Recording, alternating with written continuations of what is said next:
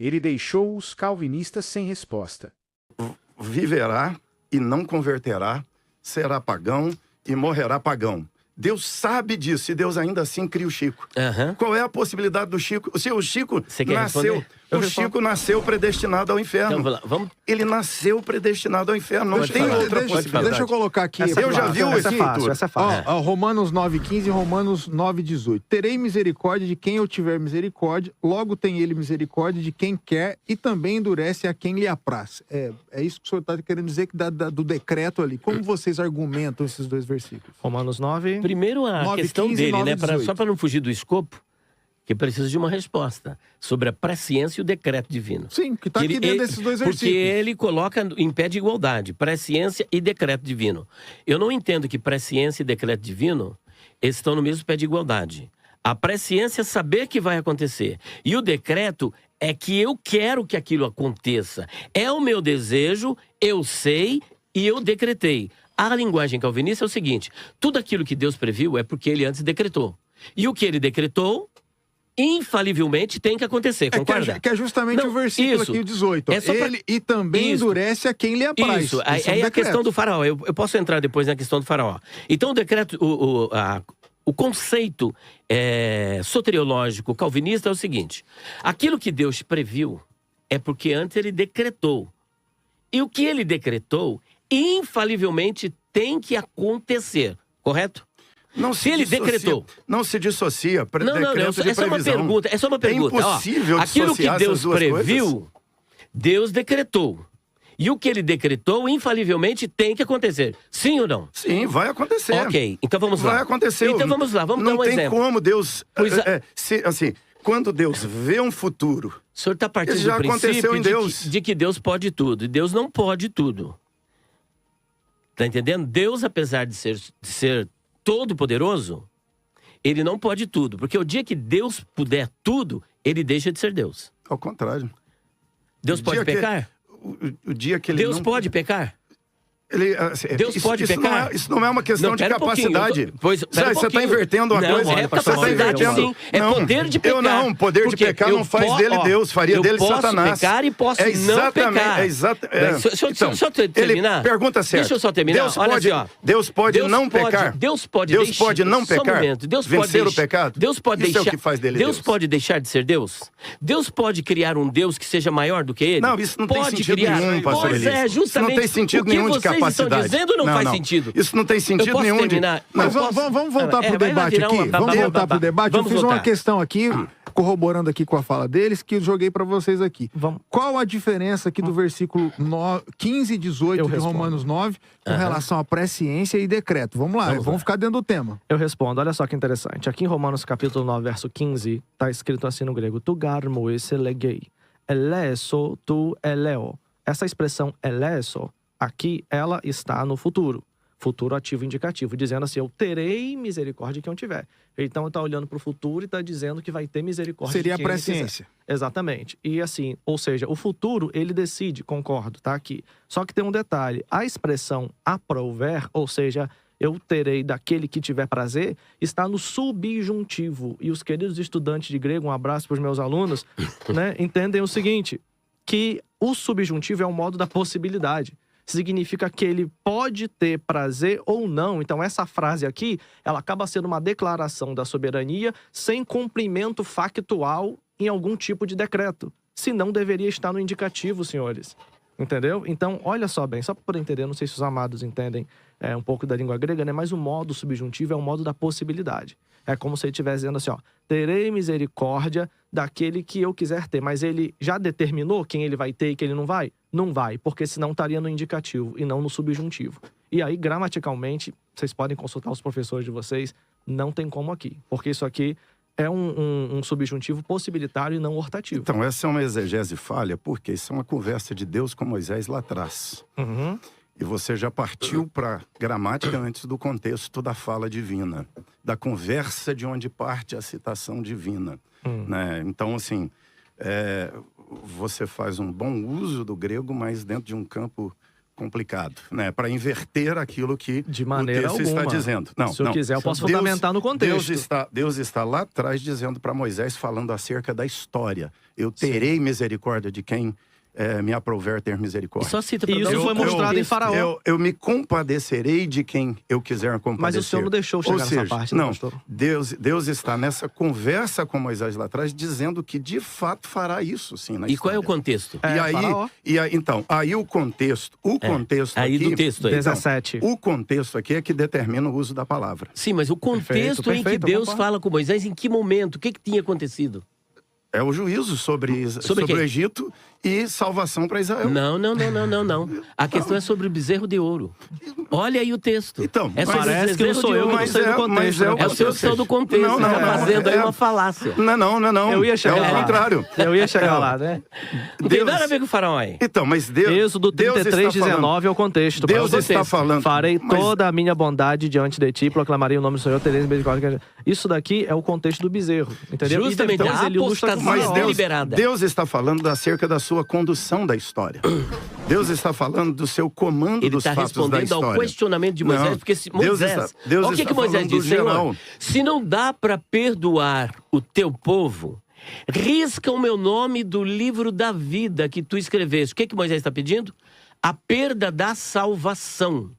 Ele queria que Deus mandasse ele para o inferno se não desse para perdoar. E olha que Paulo, lá em Romanos, ele vai reverberar isso. Aqui no capítulo 9, ele vai começar Romanos capítulo 9 dizendo o seguinte: eu gostaria de ser afastado de Cristo por causa do meu povo que é Israel. O que é separado de Cristo?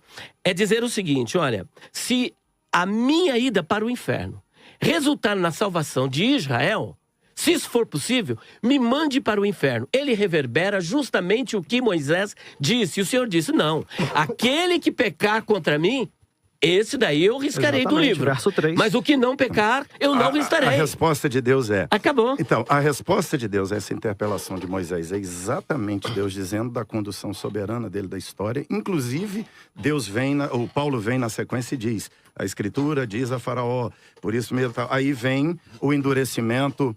Né, a misericórdia. O senhor está invertendo o texto. Não estou invertendo, de Faraó não. É o capítulo 9 de Êxodo. Não, eu estou falando... E essa questão da misericórdia é capítulo 33. Nada a ver. Estou colocando...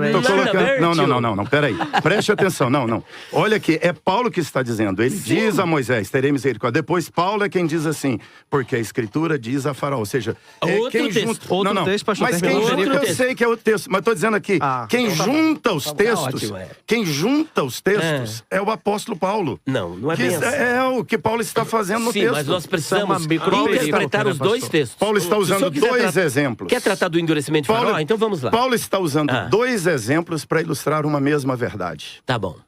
Mas vamos trabalhar os dois textos. Paulo está usando dois exemplos para ilustrar a mesma verdade.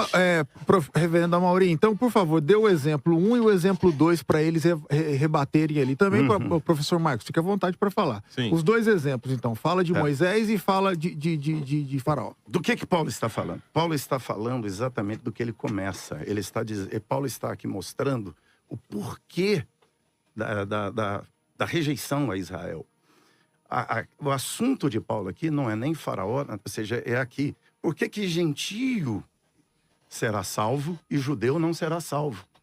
Por que Israel tem que rejeitar o Messias para que a salvação aconteça? Isso é a inquietação da comunidade judaica e a incompreensão dos gentios que se sentiam melhores do que os judeus às vezes. E Paulo está aqui em Romanos colocando as coisas no devido lugar. Então Paulo começa... o que Paulo vem aqui, ele usa o exemplo de Israel sendo rejeitado, gentio sendo aceito. Aí ele usa o exemplo dos gêmeos, né, que nascem e Deus já aborreceu de Esaú antes do nascimento e amou Jacó antes do nascimento, porque Paulo está dizendo, não decorre da lei, não decorre do mérito humano, decorre daquilo que é a escolha divina e não humana. Então, assim, o senhor está dizendo que, por exemplo, Israel, Jacó, ele estava escrito que ele enganaria, ou mesmo ele sem enganar, ele receberia aquilo que Deus já tinha determinado para ele?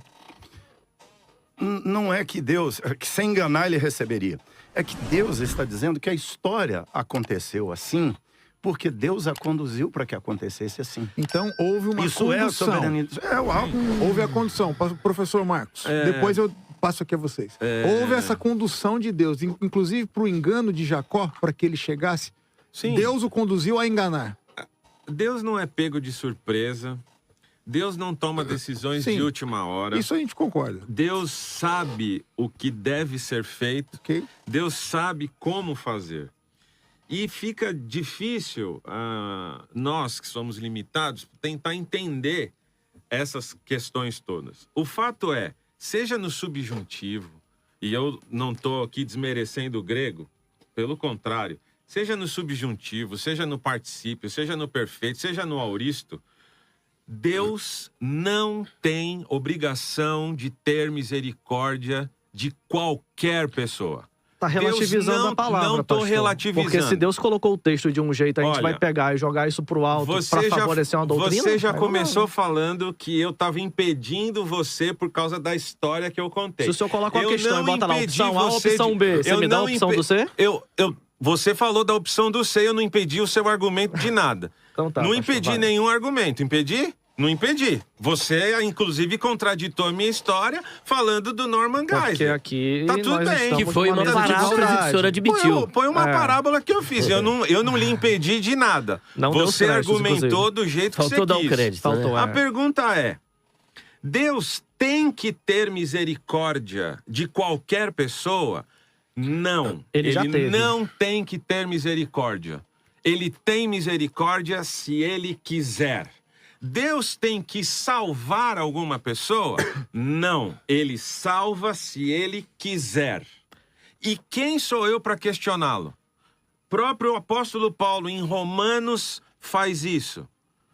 Quem é o homem para questionar Deus? A gente está aqui questionando para tentar entender, para tentar compreender, mas a gente não vai compreender na sua totalidade. Isso está posto para cada um de nós que está aqui conversando e para quem está nos ouvindo. Muito bom, pastor. O fato é, por que eu tenho que olhar para Deus e perguntar, por que o Senhor não teve misericórdia de um dos ladrões?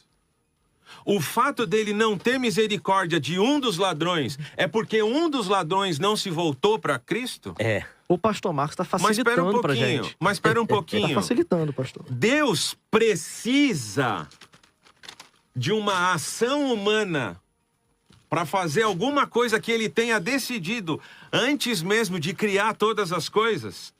Paulo, seja qual for o tempo verbal, Paulo está falando que antes dos gêmeos terem nascido, Deus já tinha feito uma escolha. Seja essa escolha corporativa, porque uma nação é feita de indivíduos, seja uma escolha pessoal individual. O texto está dizendo, antes dos gêmeos terem nascido, Deus já tinha feito uma escolha. Tudo bem. E essa escolha não foi baseada nem em Jacó, Deus nem não é obrigado Esaú. a ter misericórdia de todos, Romanos 11:32, porque Deus encerrou a todos em desobediência a fim de usar misericórdia com todos. Deus já usou, ele não precisa ter, ele já usou misericórdia com todos. Então, por que nem todos são salvos? Justamente porque, pelo que aconteceu com Gestas, o ladrão da cruz que o senhor deu exemplo. Ele não clamou. Em Romanos capítulo 10, eu tô em Romanos, tá? A gente estava debatendo 9, eu tô no 11, agora eu vou pro 10. Diz que todo aquele que clamar será salvo. Então você pode perceber que tem uma atitude que Deus espera do ser humano. E João 11:32, por exemplo, ele fala assim, ó, quando eu for levantado, atrairei todos até mim. Então, como é que funciona? 12:32, Deus, 12:32, né? Ele distribui a graça para capacitar todo o ser humano a fim de cumprir a misericórdia que ele quis derramar sobre todos, Romanos 11:32. A partir de que essa misericórdia nos atinge, ela nos habilita a enxergar Cristo. É o que diz em 2 Coríntios capítulo 4, verso 4, que nós estamos cegos pelo Deus desse século e tal. A cegueira cai, contemplamos a Cristo e decidimos segui-lo ou não segui-lo. Paulo fala, acho que em 1 Coríntios capítulo 15, verso 10, que a tua graça não foi vã para comigo, antes trabalhei O verbo trabalhar aqui ligado à recepção da graça é o que muda toda a história. Todos vão receber a graça, mas nem todos vão trabalhar nesta graça. Todos vão receber a graça, mas nem todos continuarão nessa graça. Mateus 17, 17:9, que fala sobre o jovem rico, você pode perceber que ele encontrou com o próprio Jesus, querendo salvação, e saiu de lá do diálogo com Jesus sonolento, porque não recepcionou a graça.